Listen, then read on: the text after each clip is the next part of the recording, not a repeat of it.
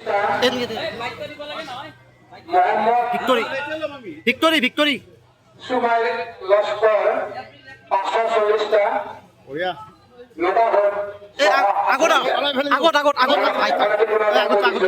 খুবেই ভাল লাগিছে। ইতিমধ্যে আমি কৈছোঁ যে পলাশবাৰী সমষ্টি এবাৰ বিপুল ভোটত আমি জয় হ'ম। ৰাইজক মই ধন্যবাদ জনাইছোঁ। পলাশবাৰী সমষ্টিবাসী ৰাইজক মই শ্ৰীচৰণত মই সেৱা জনাইছোঁ। তেখেতসকলে এনেধৰণে মোক আগুৱাই দিয়াৰ বাবে। যোৱা 8টা বছৰে সমষ্টিটোত প্ৰত্যেকটো ক্ষেত্ৰত মই কাম কৰা মোক যি সুযোগ দিছে আৰু ৰাইজে এইবাৰ যি বিপুল ভোটত মোক জয় কৰোৱাৰ যি মোক আগুৱাই দিছে, মই তাৰ কাৰণে মই ৰাইজৰ ওচৰত কৃতজ্ঞ। মই দলীয় নেতৃত্বৰ ওচৰত কৃতজ্ঞ।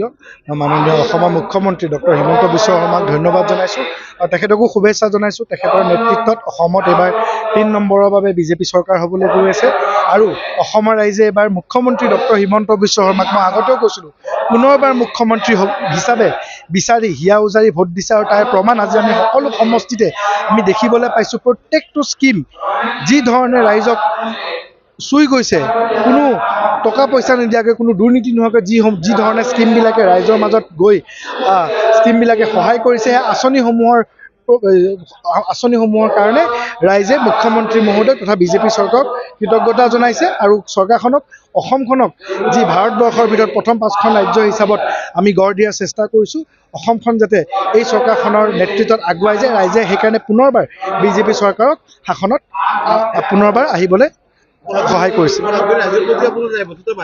আজিৰ পৰা মই পলাশবাৰী সমষ্টিৰ কাৰণে যোৱা 8টা বছৰে যি ধৰণে কাম কৰিছিলোঁ, আজিৰ পৰা তাতকৈ আৰু বেছি স্পীডত কাম কৰিব লাগিব। বহুতখিনি কৰণীয় আছে। বহুত জেগাত আমাৰ কিছু য'ত ভোট ৰৈ গৈছে আমি দেখা পাইছোঁ বুথসমূহত, তাতে নিশ্চয় উন্নয়নৰ ক্ষেত্ৰত আমাৰ আৰু কৰিবলগীয়া আছে।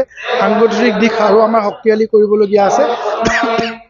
মই ভাবোঁ পৰৱৰ্তী পৰ্যায়ত পলাশবাসীবাৰী ৰাইজে এইবাৰ এখন নতুন পলাশবাৰী দেখিবলৈ সক্ষম হ'ব। দায়িত্ব নিশ্চিতভাৱে বাঢ়িল আৰু মই ভাবোঁ পলাশবাৰী সমষ্টিক আমি বহুত আগুৱাই লৈ যাব লাগিব আৰু সমষ্টিটোক অসমৰ ভিতৰত প্ৰথম 5টা সমষ্টিত আমি ৰূপান্তৰিত কৰিবৰ কাৰণে মই দিন ৰাত একেকাৰ কৰি মই কাম কৰিম।